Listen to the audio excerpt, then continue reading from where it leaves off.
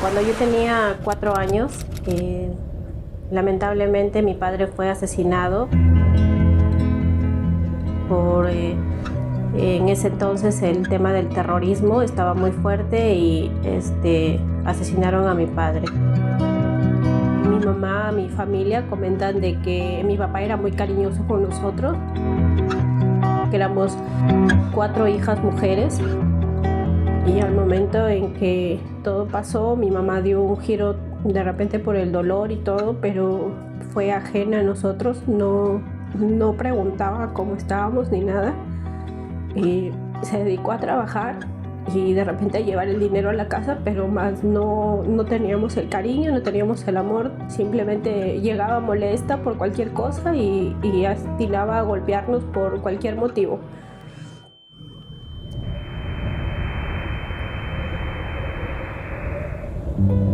Al final ella decidió volver a comprometerse justamente porque sentía que no podía ya con nosotros, con la carga de tener 4 hijas. Ya mi padrastro asumió el rol de jefe de hogar, se dedicaba a trabajar, mi mamá también, pero ya podía pasar más tiempo en la casa, pero era igual. O sea, mi mamá nunca nos prestaba atención a nada, solamente estaba para llamarnos la atención, para castigarnos por cualquier error que cometíamos. Era así hasta que tuvo una hija más, mi hermana última. Cuando ella cumplió 4 años, también de la misma manera, mi mamá se enfermó con un derrame y falleció.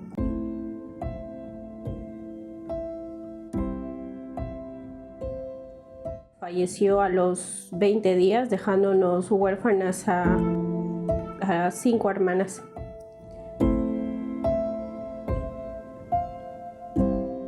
A 5 hijas, donde la situación fue muy complicada porque ahí vino lo peor, porque nos separaron, cada quien se llevó a la persona que quería llevar y sin importarles el dolor que nosotros estábamos sintiendo.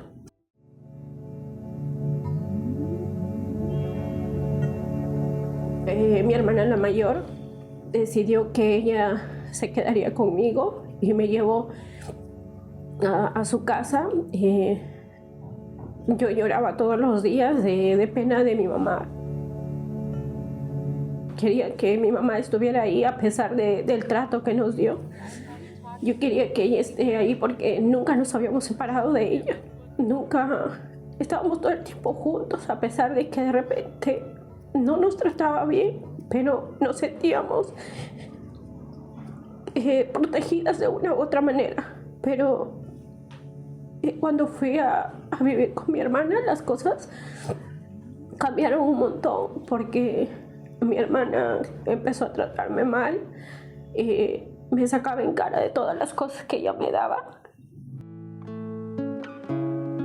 Terminé secundaria y decidí trabajar en un lugar turístico que es ahí mismo, en el mismo lugar que es Aguascalientes. Decidí trabajar, ganar dinero, empezar a estudiar enfermería, que era lo que sí se podía acceder en Cajabamba, un pueblo cerca, con la finalidad de repente de que, como yo sufrí mucho cuando mi mamá falleció, pudimos ver la enfermedad de mi mamá, el cómo pasaba sus días postrada en una cama durante 20 días sin poder de repente moverse, pero sí quejándose con el dolor.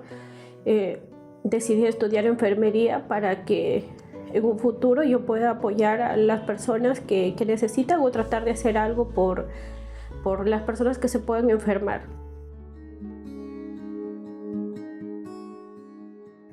Justo en la misma aula donde yo estaba estudiando, conocí al papá de mis hijos. Decidimos ser enamorados y al final él viajó, tenía que viajar a Trujillo porque igual me comentó que a su papá le obligó a estudiar una carrera que a él no le gustaba. Entonces él prefirió salir de Cajabamba y me dijo para venir a Trujillo, donde ahí había trabajo y todo y podíamos formar una familia.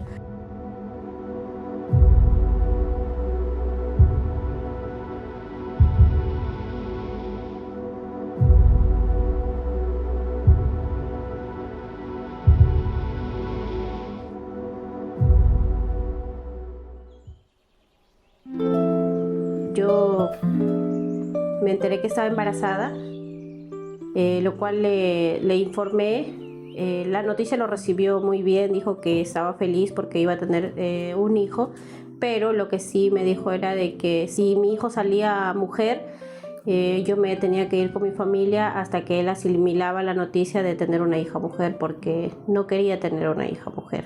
Se iba a verme a Paiján cada 2 veces al mes, y ahí fue más o menos en el tercer, cuarto mes donde él llegó, tomó un poco, fue ahí a la casa y fue la primera vez que me agredió.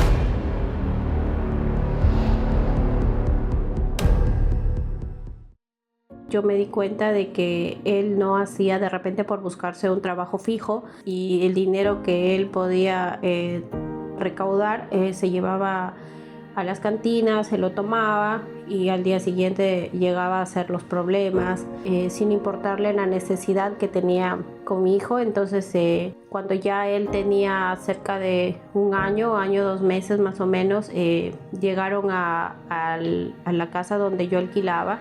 Llegaron a vivir una pareja de esposos que pusieron un negocio, y poco a poco nos fuimos conociendo, y ahí fue cuando ellos decidieron darme trabajo.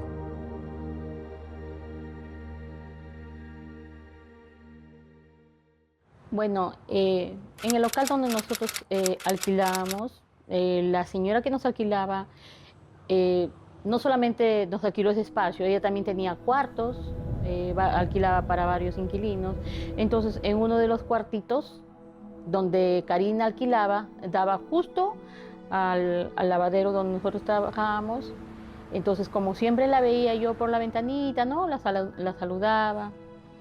Y también en el momento en el cual ella tenía que salir, pasaba justo por el lugar del local. Y un día, bueno, ¿no? Nos hicimos amigas, conversamos, y yo le conté que necesitaba una persona para que me apoye, me ayude con mis hijitos, como ya los conocía. Entonces ella aceptó gustosamente, se alegró, porque en realidad ella lo necesitaba el trabajo, pues, ¿no? Entonces empezó a trabajar, a hacer el desayuno, el almuerzo, bueno, y los quehaceres del hogar, porque como yo me dedicaba al trabajo del Lubricentro, ya no tenía tiempo para dedicarme en mi casa. Y le pagábamos semanal, y ella estaba contenta, feliz, porque todas las semanas recibía un dinerito extra que en realidad le hacía falta, pues, ¿no? Hasta el momento en que yo iba a dar a luz, me ausenté un mes y nuevamente regresé al mismo trabajo para poder seguir trabajando y solventar los gastos de mis 2 hijos.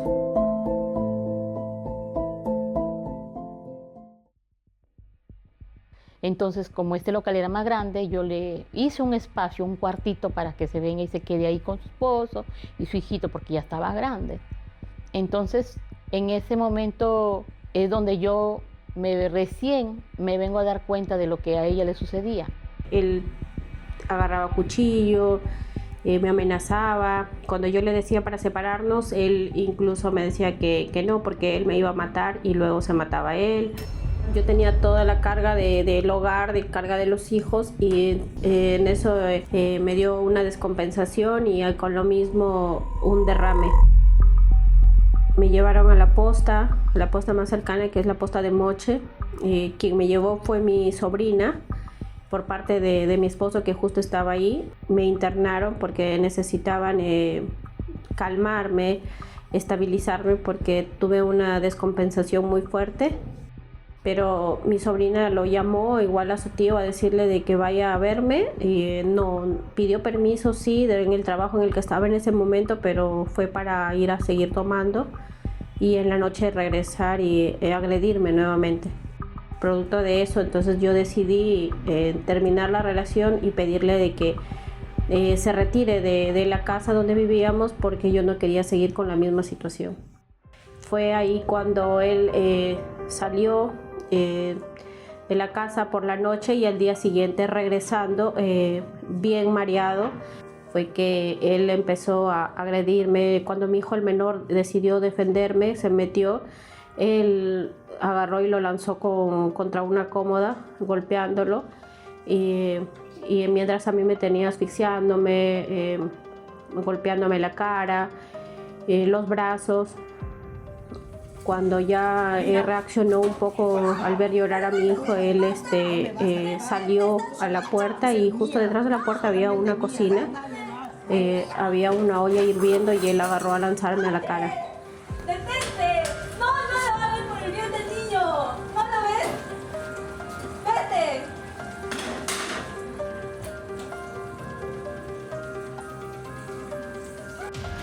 Fui a denunciar el maltrato, me dieron una orden de alejamiento, que no se pueda acercar a nosotros y todo, pero él no hacía caso, él igual se iba, se emborrachaba y venía a seguir molestándonos.